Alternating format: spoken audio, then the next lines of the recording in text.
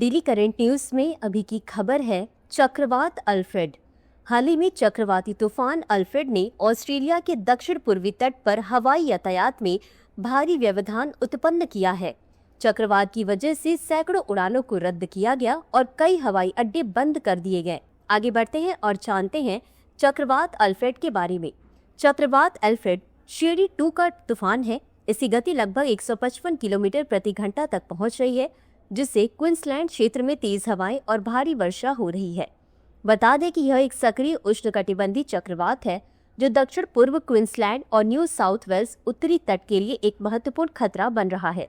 यह चक्रवात 20 फरवरी को कोरल सागर में एक उष्णकटिबंधीय निम्न से उत्पन्न हुआ था। शुरुआत में यह एक श्रेणी 1 का चक्रवात था जो बाद में श्रेणी 2 में परिवर्तित हो गया। अब जानते हैं चक्रवात के बारे में। हवाओं का परिवर्तनशील और अस्थिर चक्र, जिसके केंद्र में निम्न वायुदाब तथा बाहर उच्च वायुदाब होता है, चक्रवात कहलाता है।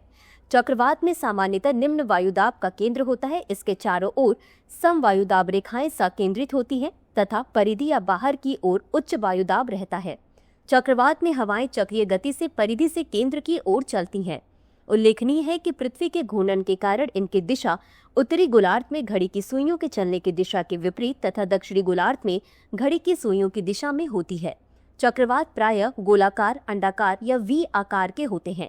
चक्रवात को वायुमंडलीय विक्षोभ के अंतर्गत शामिल किया जाता है। अब स्थिति के आधार पर चक्रवात 2 प्रकार के होते हैं: शीतोष्ण कटिबंधीय या वाताग्रीय चक्रवात, उष्ण कटिबंधीय चक्रवात। बता दें कि गति के आधार पर चक्रवात को 5 श्रेणियों में विभाजित किया गया है। श्रेणी 1 में हवाओं की गति 125 किलोमीटर प्रति घंटा से कम होती है। श्रेणी 2 में हवाओं की गति 125 से 169 किलोमीटर प्रति घंटा के मध्य होती है। श्रेणी 3 में हवाओं की गति 270 से 224 किलोमीटर प्रति घंटा के मध्य होती है। श्रेणी 4 में हवाओं की गति 225 से 280 किलोमीटर प्रति घंटा के मध्य होती है। श्रेणी 5 में हवाओं की गति 280 किलोमीटर प्रति घंटा से अधिक होती है। तो चलिए अंत में देखते हैं आज के अभ्यास प्रश्न को। निम्नलिखित कथनों पर विचार कीजिए। 1. चक्रवात के दौरान केंद्र में निम्न वायुदाब तथा बाहर उच्च वायुदाब होता है। 2. चक्रवात प्रायः गोलाकार, अंडाकार या वी आकार के होते हैं। उपर्युक्त में से कौन सा या कौन से कथन सही है या सही है? A केवल 1, B केवल 2, C 1 और 2 दोनों, D ना तो 1 और ना ही 2। इस प्रश्न का उत्तर कमेंट बॉक्स में जरूर दें। अभी के लिए बस इतना ही। धन्यवाद।